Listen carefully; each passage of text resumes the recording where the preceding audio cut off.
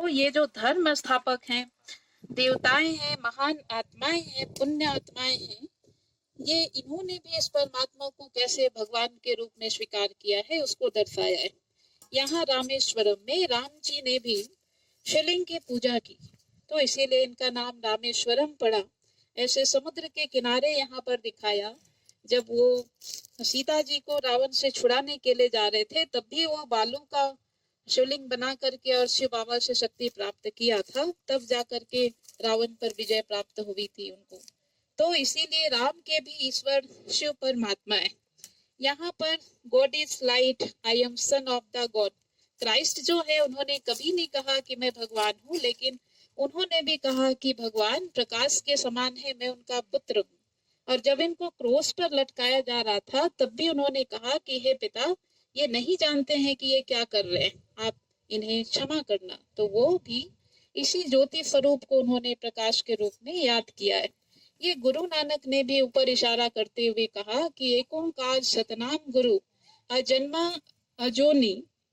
तो ये लंबा एक गाना के रूप में परमात्मा का ही महिमा करते हैं। तो ये भी उस ज्योति स्वरूप को ही याद करते हैं।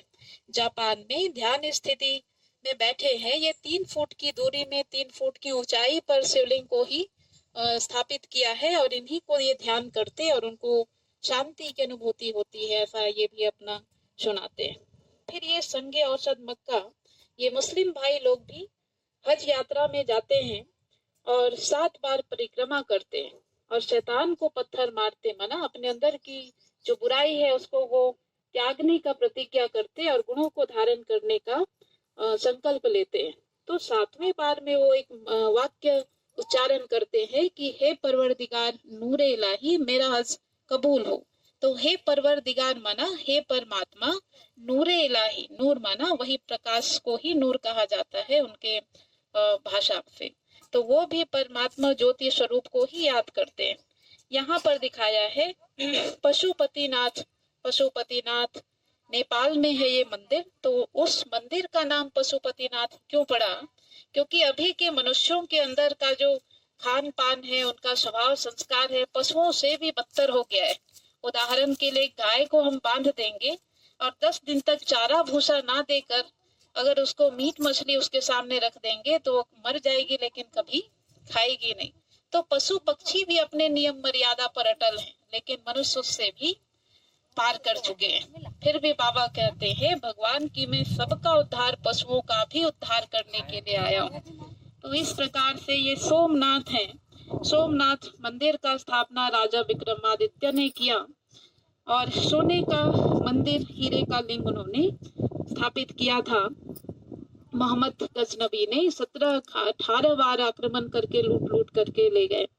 तो सोमनाथ का मंदिर, क्योंकि सोमनाथ शिव बाबा आते हैं और सभी आत्माओं को ये अमृत रस पिलाते हैं। जिस अमृत से, इस अमृत को सुन करके अपने जीवन में धारण करके मूर्छित आत्माएं भी सुरजित होने लगती ना। तो इसीलिए ये जो सोमनाथ, पशुपतिनाथ, केदारनाथ, अमरनाथ, जितना भी 12 ज्योतिर्लिंगम नाम रखा गया है, ये शिव परमात्मा का ही नाम है। ये सभी नाम कर्तव्यवाचक है, जो कि आकर के ये महान कर्तव्य करते हैं, तो उसी आधार से उनका नाम रखा जाता है। ये विश्वनाथ है, पूरे विश्व में कहीं भी जाएंगे तो शिव बाबा का मंदिर मिलता ही है। अमरनाथ है, अमरनाथ शिव बाबा आते हैं और सभी आत्मा रूपी पार्वतियों को ये अमर कथा सुना करके अमरपुरी में ले जाते हैं। इसीलिए ऊंचे ऊंचे पहाड़ों पर ये मंदिर बाबा का मिलता, परमात्मा का ज्योति स्वरूप का, क्योंकि ऊंचाई की निशानी ये ऊंचे पहाड़ों में दिखाते हैं। तो यहाँ पर दिखाया ये सभी आत्माओं ने, ये पुण्य आत्माएं, महान आत्माएं, देव आत्माएं हैं।